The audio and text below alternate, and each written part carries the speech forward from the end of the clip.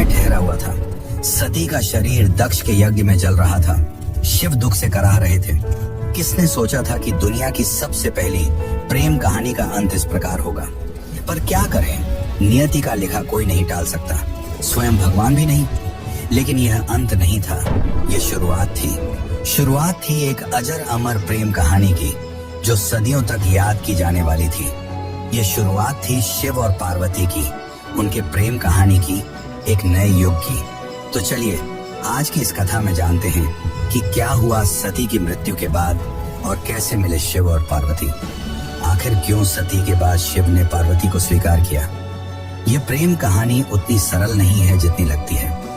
ये मार्ग कठिनाइयों से भरा हुआ है, और अगर आप शिव और पार्वती के मिलन के हर पहलू को समझना चाहते हैं तो इस वीडियो को अंत तक जरूर देखें। सती की मृत्यु के बाद शिव सती के शरीर को उठाकर अपने विरह में पूरे ब्रह्मांड में भटक रहे थे, जिससे पृथ्वी का संतुलन बिगड़ने लगा। तब विष्णु ने अपने सुदर्शन चक्र से सती के शरीर के टुकड़े कर दिए, जिसके बाद शिव शांत हुए और कैलाश पर्वत पर ध्यान में चले गए। शिव सती की मृत्यु का दुख सहन न कर सके और एकांत में वास करने लगे। सब कुछ शांत हो गया था, लेकिन इन सब के बीच असुरों की दुनिया में एक नई शक्ति जन्म ले रही थी, जिसका नाम था ताड़कासुर। वह शिव की अनुपस्थिति में बढ़ती हुई अराजकता का प्रतीक था। उसने कठोर तपस्या की और अपने तपोबल से पूरे ब्रह्मांड को हिलाकर रख दिया। अंततः उसकी तपस्या से प्रसन्न होकर ब्रह्मा जी प्रकट हुए।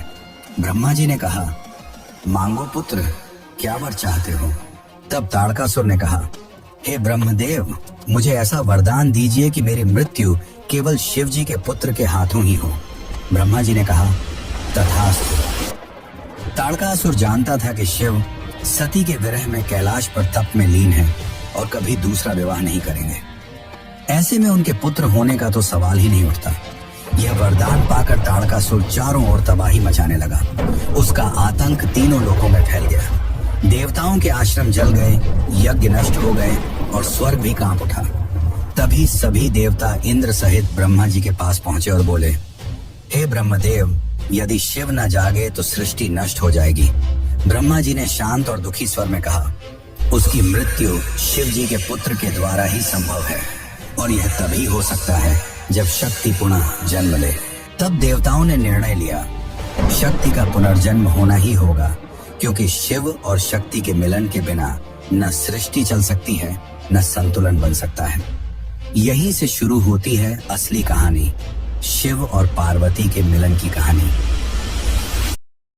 हिमालय की बर्फीली चोटियों के बीच, जहां नदियां रेशमी लहरों की तरह बहती हैं और हवा में शुद्धता की गंध घुली रहती है, वहां एक दिन धरती, आकाश और देवता सब एक पल को ठहर गए। राजा हिमवान और रानी मैना के घर एक दिव्य कन्या का जन्म हुआ। जब कन्या ने पहली बार आंखें खोली तो पूरा महल दिव्य आभा से भर गया। उनकी मुस्कान में करुणा थी और उनकी आंखों में अनंत ब्रह्मांड की गहराई, मानो स्वयं शक्ति स्वरूप हो। उस कन्या का नाम रखा गया पार्वती। समय के साथ वह कन्या बड़ी होने लगी। उसे बचपन से ही प्रकृति से गहरा लगाव था, फूलों से, जल से, पशु पक्षियों से और उस नीलकंठ देव से, जिनकी कहानियां अक्सर साधु संत गुनगुनाते थे। महादेव का वर्णन करता तब छोटी पार्वती की आंखें चमक उठती। उन्हें न जाने क्यों शिव की हर बात पर अपनापन महसूस होता था, जैसे आत्मा किसी अधूरे गीत को याद कर रही हो। वह घंटों तक हिमालय की गुफाओं में जाकर ध्यान मग्न हो जाती। कभी मिट्टी से शिवलिंग बनाती तो कभी फूलों से उनका श्रृंगार करती। उनके हृदय में बिना किसी सिखाए शिव के प्रति एक अटूट भक्ति जाग चुकी थी। जब पार्वती केवल 4 वर्ष की थी, तब महान नारद मुनि उनके परिवार से मिलने आए। अपनी प्यारी बेटी का भविष्य जानने के लिए उत्सुक हिमावन ने नारद मुनि से पार्वती की हथेली पढ़ने और यह बताने का अनुरोध किया कि नियति ने उसके लिए क्या रखा है। नारद ने जो खुलासा किया वह विस्मयकारी और परेशान करने वाला दोनों था। उन्होंने भविष्यवाणी की थी कि पार्वती एक आदर्श महिला बनेंगी, लोगों द्वारा पूजी जाएंगी तथा अनुग्रह और सद्गुण के प्रतीक के रूप में पूजी जाएंगी। हालांकि एक अशुभ भविष्यवाणी थी जिसने हिमावन को बहुत परेशान कर दिया। पार्वती का भावी पति कोई ऐसा व्यक्ति होगा जो परित्यक्त स्थानों पर रहता होगा, अजीब आभूषणों और चिथड़ों में लिपटा होगा। वह शाही कपड़ों से सुशोभित नहीं होगा और उसकी उपस्थिति ही दुनिया के लिए पहचानने योग्य नहीं होगी। यह सुनकर रानी मैना का चेहरा फीका पड़ गया। क्या मेरी बेटी उस त्यागी से विवाह करेगी? नारद मुस्कुराए। माता, आप उन्हें त्यागी कहती हैं, पर वे ही सृष्टि के अधिपति हैं।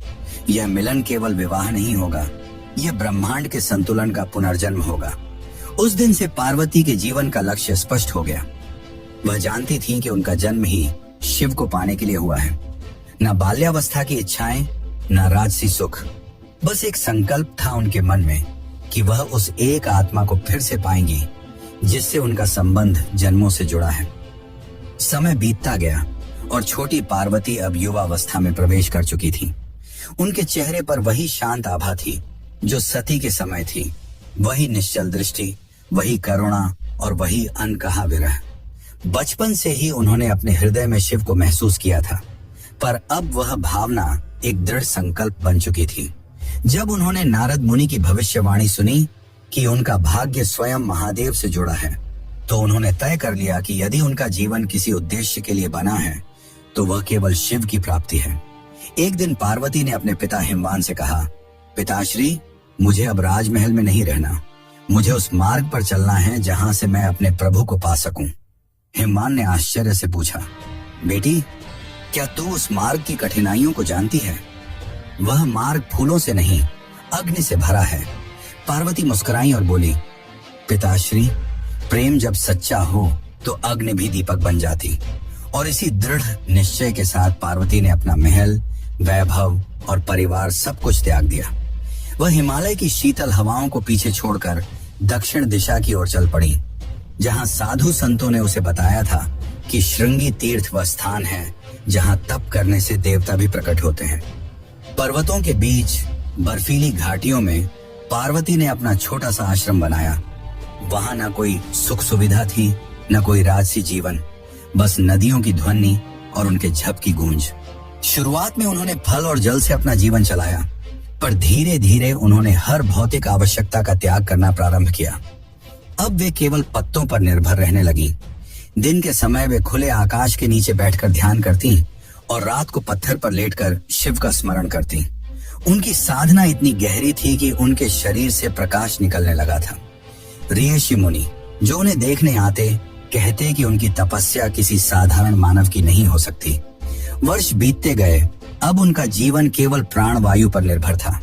ऐसा लगता था मानो स्वयं प्रकृति उनकी साधना में लीन हो गई हो। उनकी आंखें बंद थीं, पर उनके मन में केवल एक नाम था, महादेव। जब पार्वती ने अपनी तपस्या जारी रखी तो दुनिया ताड़कासुर नामक एक भयंकर राक्षस के आतंक से त्रस्त हो गई। उसे हराने के लिए बेताब दिव्य देवताओं ने ब्रह्मा से सलाह मांगी। ब्रह्मा ने उन्हें बताया कि केवल भगवान शिव और पार्वती का पुत्र ही राक्षस को परास्त कर सकता है, लेकिन गहन ध्यान में डूबे शिव जी तक पहुंचना असंभव था। तभी दिव्य देवताओं ने भगवान शिव को उनकी समाधि से जगाने के लिए प्रेम के देवता कामदेव को नियुक्त करने का निर्णय लिया। कामदेव ने अपनी इच्छा के तीरों से सुगंधित फूलों और मधुर संगीत के साथ आकर्षण का माहौल बनाकर भगवान शिव के ध्यान को बाधित करने का प्रयास किया। अपने सर्वोत्तम प्रयासों के बावजूद शिवजी अप्रभावित रहे तथा गहन ध्यान की अवस्था में लीन रहे। निराश होकर कामदेव ने शिवजी पर सीधे तीर चलाने का चरम कदम उठाया, जिससे वह अपनी समाधि से जाग गए। कई वर्षों में पहली बार भगवान शिव ने अपनी आंखें खोली और जैसे ही उन्हें घुसपैठ का एहसास हुआ, उन्होंने उग्र ऊर्जा की चमक में अपनी तीसरी आंख खोली और कामदेव को नष्ट कर दिया। उसी क्षण कामदेव की पत्नी रति भगवान शिव के चरणों में गिर पड़ी और अपने पति के जीवन की भीख मांगने लगी। शिव जी हालांकि कठोर थे, नरम पड़ गए और कामदेव को एक वरदान दिया, वह जीवित रहेंगे लेकिन बिना शरीर के। तब से कामदेव निराकार अस्तित्व में हैं। इन सब के बाद ब्रह्मा, विष्णु और सभी देव कैलाश पहुंचे। ब्रह्मा ने शिवजी से शांत स्वर में कहा, हे महादेव, शक्ति फिर से जन्म ले चुकी है। वही शक्ति जो आपको समर्पित है, वह तप में लीन है और उसका संकल्प पूरे ब्रह्मांड को जला सकता है। केवल आपका स्नेह ही उसकी अग्नि को शांति दे सकता है। शिव ने कुछ पल मौन रहकर उत्तर नहीं दिया, पर उनके भीतर कुछ हिल चुका था। हजारों वर्षों की समाधि में पहली बार उन्होंने अपने हृदय में उस कंपन को महसूस किया, वही जो कभी सती के नाम से गूंजता था। अब समय आ गया था शिव और पार्वती के मिलन का, पर यह इतना भी आसान नहीं था। अब पार्वती को अपना प्रेम साबित करना था। तो चलिए अब जानते हैं कि क्या हुआ जब शिवजी उनके सामने गए और कुछ ऐसा पूछा जिसने पार्वती को भी चकित कर दिया। लेकिन उससे पहले अगर आपको वीडियो अच्छी लग रही है तो इसे लाइक करके कमेंट में हर हर महादेव जरूर लिखें। श्रृंगी तीर्थ की गहरी घाटियों में जहां पार्वती अब भी तप में लीन थी, शिव अब जाग चुके थे। पर क्या वे पार्वती को तुरंत स्वीकार करेंगे? क्योंकि सती के जाने के बाद शिव जी दोबारा विवाह नहीं करना चाहते थे, परंतु देवताओं की विनती पर वो एक बार के लिए सोच में पड़ गए और उन्होंने पार्वती की परीक्षा लेने की सोची। वो एक साधु के रूप में पार्वती के सामने पधारे। पार्वती ध्यान में लीन थी। तभी उनके सामने वह साधु पधारे और कहा, माँ कुछ भिक्षा मिलेगी? पार्वती ने अपनी आंखें खोली और करुणा भरी स्वर में कहा, मुनिवर, जो भी मेरे पास है वह आपका ही है। साधु ने मुस्कुराते हुए कहा, सुना है तुम तप कर रही हो किसी औघड़ योगी के लिए। पार्वती ने शांत स्वर में उत्तर दिया, हाँ, वही मेरे आराध्य हैं, वही मेरे जीवन का उद्देश्य।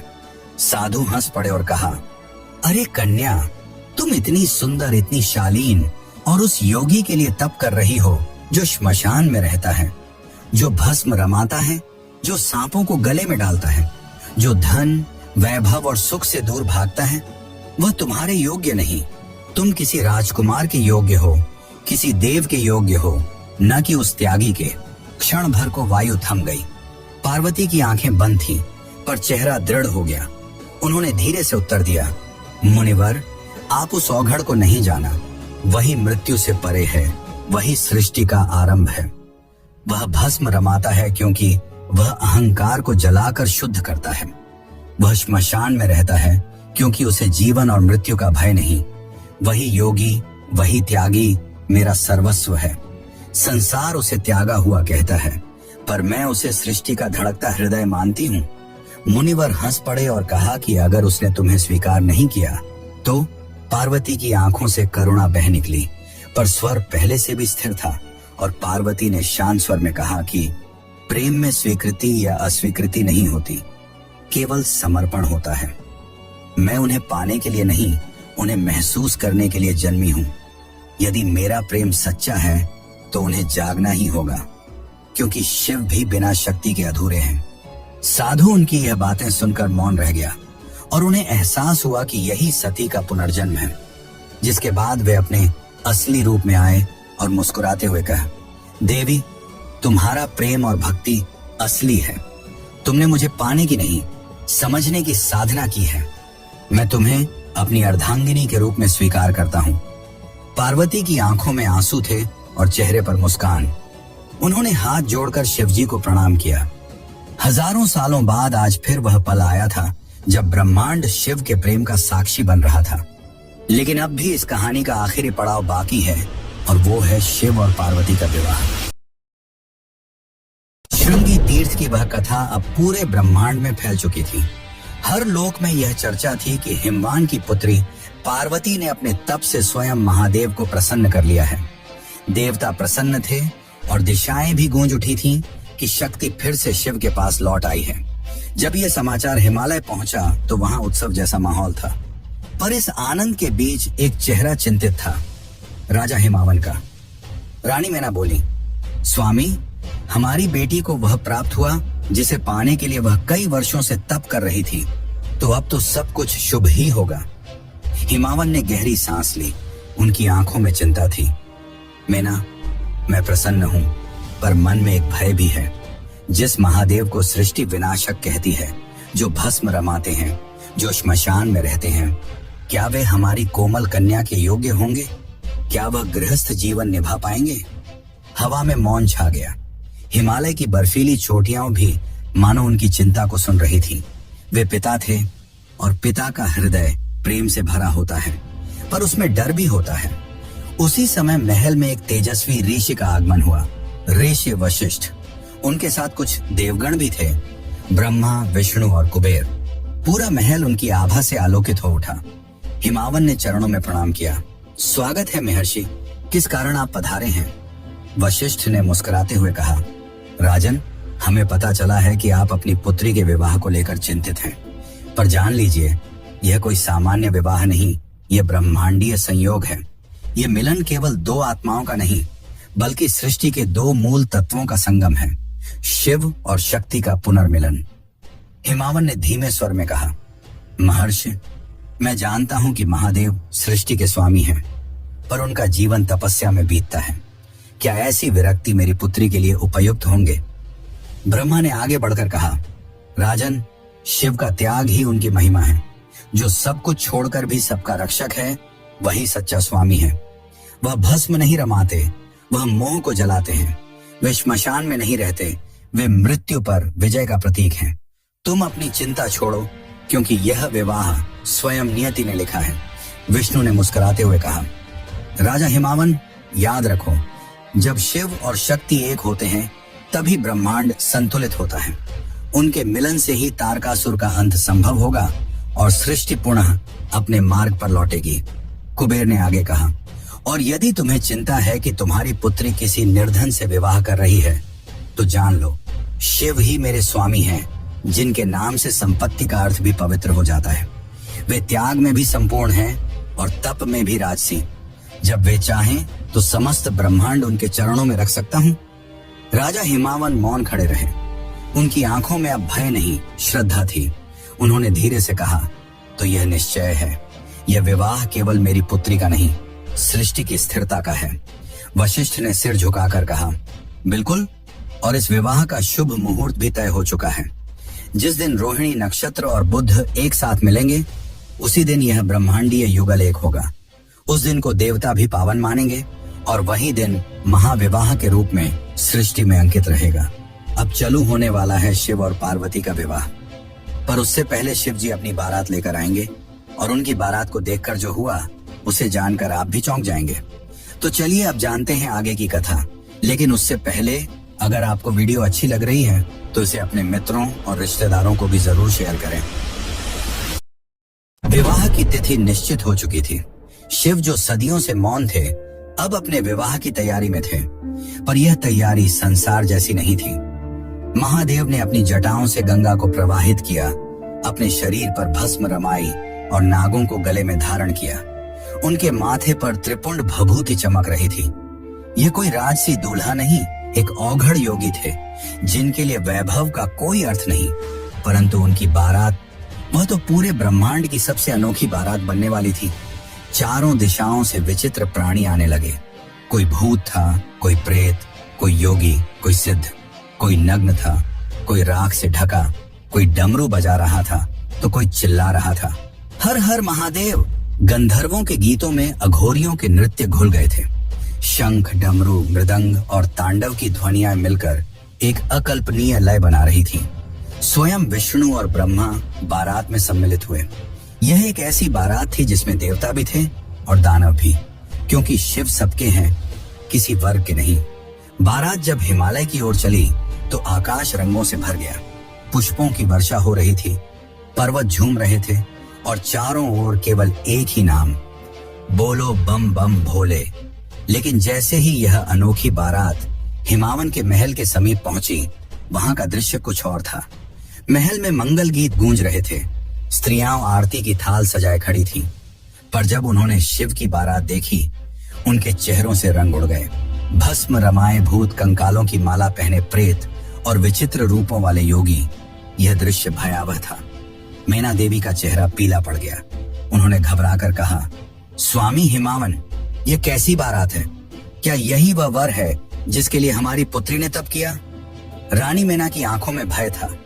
उन्हें लगा यह कोई विवाह नहीं, कोई प्रलय आने वाला है। वह कांपते स्वर में बोली, मैं अपनी बेटी को ऐसे वर के हाथों नहीं सौंप सकती। ये तो देव नहीं, मृत्यु का रूप है।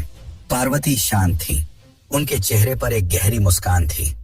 वे आगे बढ़ी और अपनी माँ के हाथ पकड़ते हुए बोली, माता, आप उन्हें उनके रूप से मत आंकिए। भस्म उनकी साधना है, श्मशान उनका ध्यान स्थल। वह किसी को डराने नहीं आए, वह स्वयं मृत्यु को भी जीवन देना जानते हैं। यही मेरे प्रभु हैं, सरल परंतु अनंत। उनकी वाणी में ऐसी शांति थी कि मीना के मन का भय पिघलने लगा।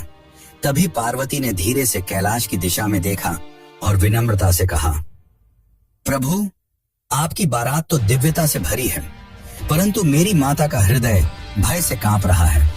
क्या आप अपने उस रूप में आ सकते हैं जिसे संसार देख सके? शिव ने मुस्कुराकर अपनी आंखें बंद की। एक पल के मौन के बाद जब उन्होंने उन्हें खोला तो समूचा वातावरण बदल गया। राख झरने लगी, नाग झुक गए और भूत प्रेतों का हाहाकार एक मधुर स्वर में बदल गया। अब वहां खड़े थे सुंदर मूर्ति महादेव, गले में पुष्पमालाएं, माथे पर चंद्र की कोमल ज्योति, तन पर रेशमी वस्त्र और मुस्कान में शांति का सागर। उनके दिव्य रूप को देखकर सब लोग विस्मित रह गए। रानी मीना की आंखों में आंसू थे, भय के नहीं, श्रद्धा के। उन्होंने हाथ जोड़ लिए। प्रभु, अब मैं समझी, यही ब्रह्मांड के स्वामी हैं, यही मेरी पुत्री के योग्य हैं। शिव ने स्नेह भरी दृष्टि से पार्वती की ओर देखा और कहा, देवी, तुम्हारे प्रेम ने मेरे अघोर को भी सुंदर बना दिया। देवगण, सिद्ध, योगी, गंधर्व सब एक साथ एक ही स्थान पर एकत्र हुए। स्वर्ग, पृथ्वी और पाताल तीनों लोग उस क्षण एक हो गए थे। कोई शत्रु नहीं, कोई भय नहीं। राजा हिमावन ने विशाल सभा सजवाई थी। सुवर्ण कलशों में गंगा जल भरा गया। वेदों के मंत्रों की ध्वनि पूरे वातावरण में गूंज रही थी। स्वयं ब्रह्मा ने आचार्य बनकर विवाह का विधान आरंभ किया। उनका स्वर गंभीर परंतु मधुर था। ओम पार्वत्य शिवाय नमः। विष्णु ने आगे बढ़कर कन्यादान किया। यह कोई साधारण क्षण नहीं था। स्वयं सृष्टि का पालक अपनी ही ऊर्जा का दान कर रहा था सृष्टि के संहारक को, ताकि सृजन, पालन और संहार का संतुलन फिर से स्थिर हो सके। विष्णु ने कहा, हे प्रभु, आज मैं आपको वह प्रदान करता हूं जो इस ब्रह्मांड की आत्मा है। पार्वती केवल मेरी बहन नहीं, बल्कि वह शक्ति है जिसके बिना सृष्टि अधूरी है। उन्हें स्नेह दो, क्योंकि यही प्रेम ब्रह्मांड को जीवित रखता है। शिव ने दोनों हाथ जोड़कर उत्तर दिया, नारायण, मैं वचन देता हूं कि जिस शक्ति ने मुझे जागृत किया उसे मैं अपने अस्तित्व का आधा भाग बनाऊंगा। ब्रह्मा ने अंतिम मंत्रोच्चारण किया और उसी के साथ यह भव्य विवाह संपन्न हुआ। जैसे ही विवाह संपन्न हुआ, सभी भूत, प्रेत, देवता, ऋषि, राक्षस सबने एक साथ जय घोष किया, हर हर महादेव। उस क्षण ब्रह्मांड स्थिर हो गया। समय मानो एक पल के लिए रुक गया था, क्योंकि शिव और शक्ति अब एक थे। इस एकत्व ने सृष्टि को नया संतुलन दिया। वही ऊर्जा जो पहले विरह में विकृत हो रही थी, अब प्रेम में परिवर्तित हो गई थी। देवताओं ने ब्रह्मा से पूछा, प्रभु, अब क्या होगा? ब्रह्मा मुस्कुराए, अब ब्रह्मांड फिर से अपना मार्ग पाएगा। इस दिव्य मिलन से जो शक्ति उत्पन्न होगी, वही एक दिन तारकासुर का अंत करेगी। वही बालक जो इन दोनों की ऊर्जा से जन्मेगा, देवताओं का रक्षक बनेगा, कार्तिकेय। लेकिन यह अंत नहीं था। शिव और पार्वती के विवाह के बाद दोनों शांति और प्रेम से थी और प्रेम कैलाश में वास करने लगे। पर अब भी पार्वती के मन में कुछ ऐसे प्रश्न थे जिनके उत्तर वह जानना चाहती थी। उस समय पार्वती ने जो शिव से पूछा, वह प्रश्न केवल प्रश्न नहीं थे, बल्कि आज के समय के लिए बताई गई बातें थीं। तो चलिए अब जानते हैं शिव और पार्वती के बीच हुए उन संवादों को, जिन्हें हर हिंदू को जरूर जानना चाहिए। शिव और पार्वती का दिव्य विवाह संपन्न हो चुका था। हिमालय के शिखर अब मौन थे, मानो स्वयं प्रकृति ध्यान में चली गई हो। विवाह के उत्सव के बाद जब सब लोग अपनी अपनी दिशा लौट गए, तब कैलाश पर्वत फिर से शांत हो गया। वही श्वेत बर्फ, वही ठंडी हवाएं, पर अब उसमें एक नई आभा थी, क्योंकि अब उस पर्वत पर विराजमान थे शिव और शक्ति एक साथ, सृष्टि के दो शाश्वत पक्ष जो अब एक दूसरे में विलीन हो चुके थे। रात्रि का समय था। चंद्रमा अपनी कोमल रोशनी से कैलाश की चोटियों को नहला रहा था। पार्वती शिव के समीप बैठी थी। कुछ क्षण मौन रहा, वह मौन जो शब्दों से भी गहरा था। फिर पार्वती ने धीरे से पूछा, प्रभु, यह सब जो हुआ, मेरा जन्म, मेरी तपस्या, हमारा मिलन, क्या यह सब नियति थी या आपने ही इसे रचा? शिव मुस्कुराए। उनकी आंखों में वह करुणा थी जो केवल सृष्टिकर्ता में होती है। उन्होंने कहा, देवी, सृष्टि में कुछ भी आकस्मिक नहीं होता। जो बीज ब्रह्मांड में बोया जाता है, वह समय आने पर फलता ही है। सती का देह त्याग, तुम्हारा पुनर्जन्म, तुम्हारी तपस्या, ये सब पूर्व नियोजित था। ये मेरी नहीं, हमारी लीला थी। क्योंकि शक्ति के बिना शिव निस्तेज हैं और शिव के बिना शक्ति दिशाहीन। पार्वती ने विस्मय से देखा, तो क्या यह सब ब्रह्मांड की योजना थी? शिव बोले, हाँ, क्योंकि सृष्टि का चक्र तभी चलता है जब प्रेम और ज्ञान साथ हो। तुम प्रेम की ज्योति हो और मैं ज्ञान का शून्य। जब प्रेम ज्ञान से मिलता है तभी सृष्टि उत्पन्न होती है। यही रहस्य ब्रह्मांड का हृदय है। वह उठे और आकाश की ओर देखते हुए बोले, देखो देवी, ये तारे, ये ग्रह, ये तत्व सब एक ही ऊर्जा से बने हैं जो शक्ति है, पर उन्हें संचालित करने वाला जो मौन है वह शिव है। दोनों के बिना कोई अस्तित्व नहीं। जो इसे समझ लेता है वही मुक्त होता है। पार्वती ने विनम्रता से कहा, प्रभु, तो क्या यही कारण है कि आप मृत्यु में निवास करते हैं और मैं जीवन में?